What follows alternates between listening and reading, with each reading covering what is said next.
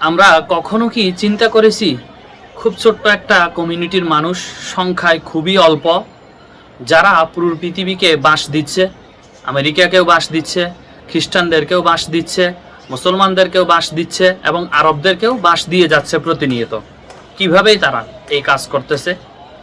তাদের ডিকশনারিতে একটা শব্দ আছে ফারগিন, FARGIN, ফারগিন। ফারগিনের খুব সুন্দর একটা মিনিং রয়েছে। এর অর্থ হচ্ছে নিজেদের মধ্যে সব কিছু করা। যেমন যদি উদাহরণ দিই প্রথমে, সেটা হচ্ছে ব্যবসা। তারা ব্যবসাকে নিজেদের মধ্যেই নিজেরা ব্যবসা করে। যেমন একজন মুদির দোকানদার, তারা ওই এলাকায় যত ধরনের পরিবার আছে সবাই ওই মুদির দোকানদারের কাছ থেকে পণ্য কিনবে, যদি ওই মুদির দোকানদার তাদের নিজেদের স্বদেশী হয়ে থাকে।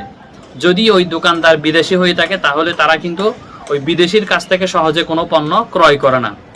এক্ষেত্রে হয় কি, যদি বিদেশি কোনো ব্যবসায়ী উচ্চ মূল্যে এবং ভালো মানের প্রোডাক্ট বিক্রি করে, তারপরে কিন্তু তার কাছ থেকে ক্রয় করে না।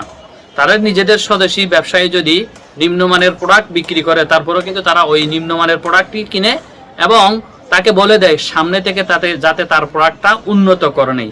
এতে করে হয় কি, ব্যবসায়ীরা তাদের নিজেদের মধ্যে একটা বড় ধরনের কমিউনিটি বিল্ড আপ করতে পারে।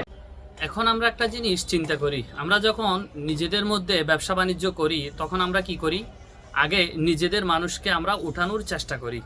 যেমন আত্মীয় স্বজনকে আগে উঠানোর চেষ্টা করি, এরপর বন্ধু বান্ধবকে উঠানোর চেষ্টা করি, এরপরে গ্রামের মানুষকে উঠানোর চেষ্টা করি।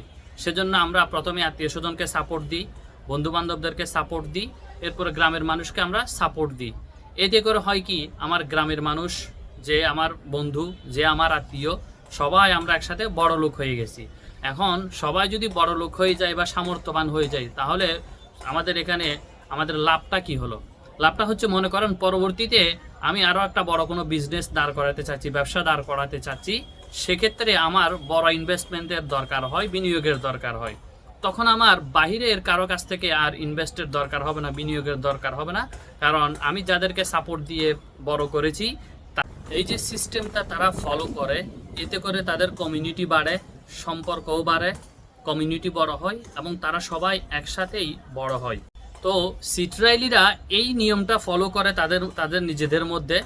ফারগিন ফলো করার মধ্য দিয়ে আজকে সিট্রাইলিরা পুরো পৃথিবীতে নেতৃত্ব দিচ্ছে। এটাই হচ্ছে মূলত সিট্রাইলিদের মধ্যে কমিউনিটি বিল্ড আপ করার অন্যতম